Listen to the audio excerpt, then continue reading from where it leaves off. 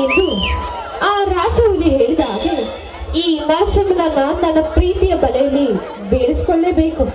ಮುಂದಿನ ಆಟ ಹೇಗಿರುತ್ತೆ ಅಂತ ಮುಂದೆ ಕಾದು ನೋಡ್ಲೇಬೇಕು. ನೀವು ರಾಜವಲ್ಲಿ ಆಫೀಸಿನಲ್ಲಿ ಕೆಲಸ ಮಾಡ್ತಿರುವಲ್ವೇ? ಹೌದು ಸರ್, ನಾನು ನಿಮ್ಮನ್ನ ನೋಡ್ಬೇಕು ಅಂತಾನೆ ಇಲ್ಲಿಗೆ ಬಂದೆ. ಏಕೆ ಮತ್ತೆ ಆ ರಾಜವಲ್ಲಿ ನಿನ್ನನ್ನ ಇಲ್ಲಿಗೆ ಕಳಿಸಿರುವನೇನು? ಛೆ ನೋಡಿ ಸರ್, ನನಗೆ ನೀವು ಮಾಡುವ ಕ್ರಾಂತಿಕಾರಿ ಕೆಲಸಗಳು ತುಂಬಾ ಇಷ್ಟವಾಯಿತು.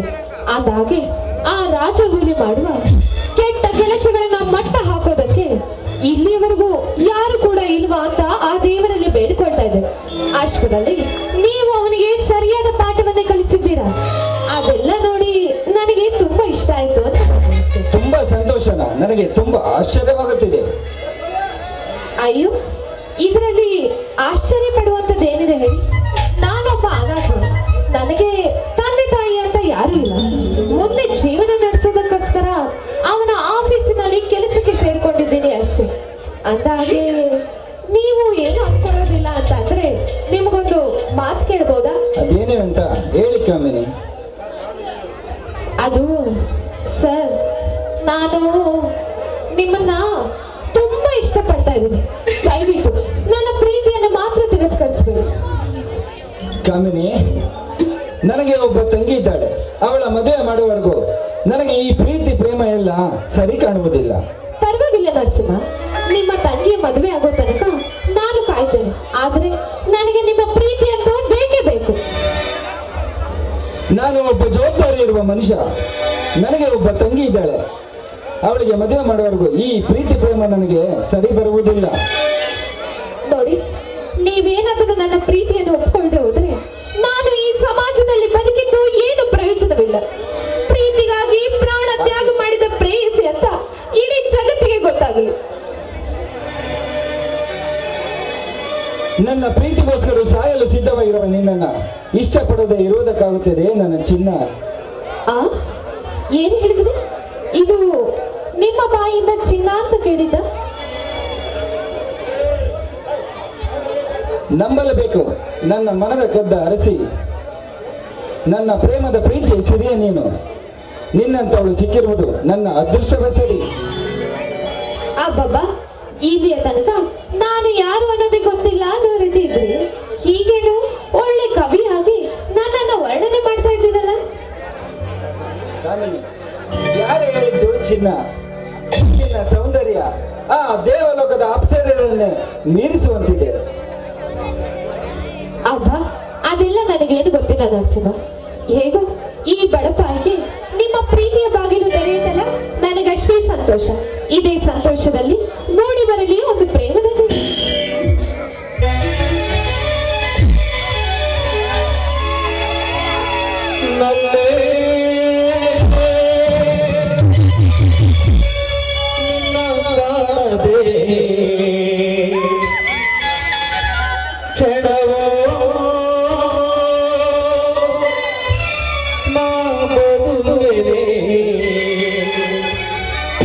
ಅರುಣಮನ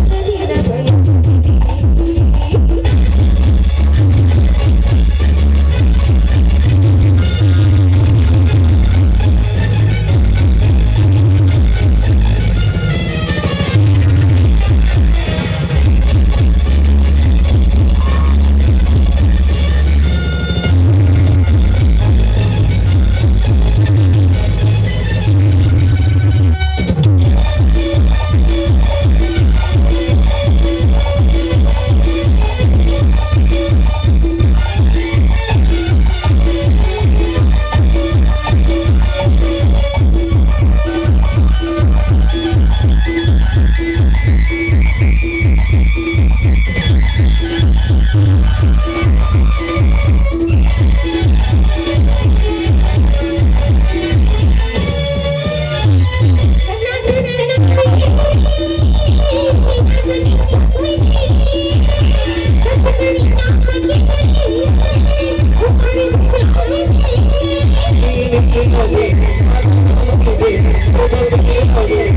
you.